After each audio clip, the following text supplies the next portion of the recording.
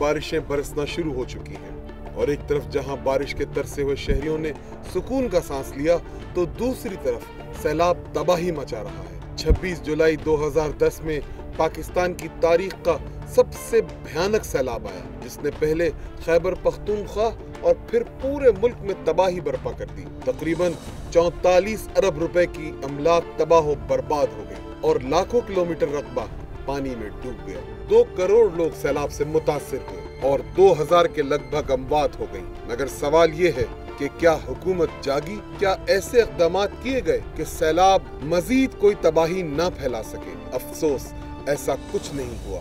हर साल लगातार सैलाब आता रहा, तबाहियां मचाता रहा, मगर शीशे के घरों में रहने वाले अरबाब इख्तियार बस नीरों की बांसुरी बजाते रहे। कहा जाता है कि मानसून की बारिशों के नतीजे में ये सैलाब आ जाते हैं। ये बात दुरुस्त है, मगर पूरी तरह दुरुस्त नहीं। सैलाब की और भी कई वजूहात हैं। दरअसल ग्लोबल वार्मिंग, जो इंसान की अपनी पैदा करदा बला है, इस तबाही की एक अहम वजह है। इस वजह को समझने के लिए दरियाए सिंध की तारीख को जानना बहुत जरूरी है। दरियाए सिंध तिब्बतीन प्लेटो की एक बर्फानी झील मन्ना रोवर से बरामद होता है, जो लद्दाख, मकबूजा कश्मीर का एक पहाड़ी खित्ता है, उसमें वाक़ है। यहाँ से ये दरिया गिलगित बल्तिस्तान से होता हुआ पूरे पाकिस्तान में बहता है और फिर बहिरा अरब में जा गिरता है। इस दरिया से ब्यास, जेहलुम, सतलज, रावी और चनाब दरिया निकलते हैं। दरियाए सिंध पाकिस्तान का सबसे बड़ा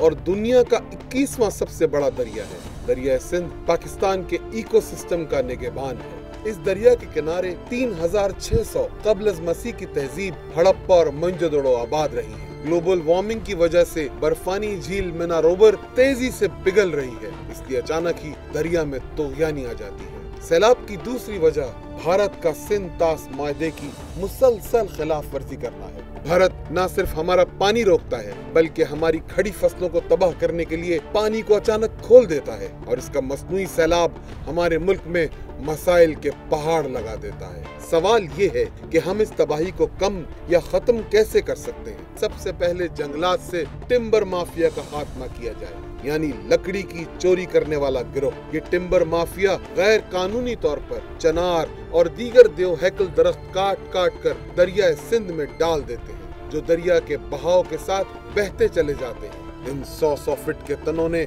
वो तबाही मचाई कि अलमान अल हफीज। अगर टिम्बर माफिया को लगाम डाल दी जाए तो न सिर्फ हमारा इकोसिस्टम बेहतर होगा, बल्कि दरिया के बहाव में भी बेहतरी आ जाएगी। फ्रांस के सी रिवर में बहुत सैलाब आते थे। फ्रांसीसियों ने मसले की जड़ पकड़ ली और सैलाब से बिल्कुल महफूज हो गए।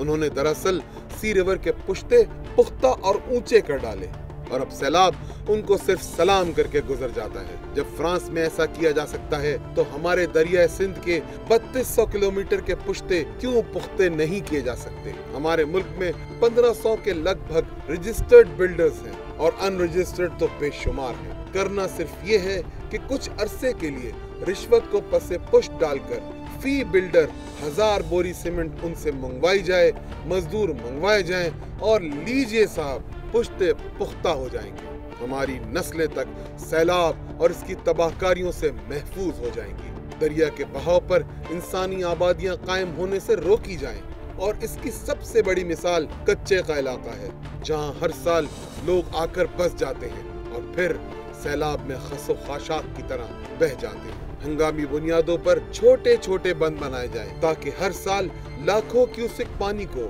समंदर बुर्द होने से बचाया जा सके। हमने इस मुख्तसर से वक्त में ये बताने की कोशिश की है कि सैलाब की तबाही से बचना नामुमकिन नहीं, बस प्लानिंग और कुछ कर गुजरने की ख्वाहिश बहुत जरूरी है। जब तक हमारे लीडर्स आवाम के लिए मुखलिस न होंगे और शीशे के घरों से बाहर न आएंगे, इन सैलाबों और इनकी तबाहकारियों को झेलना हमारा मुकद्दर ठहरेगा। कासिम रजा, वक्त न्यूज़, कराची।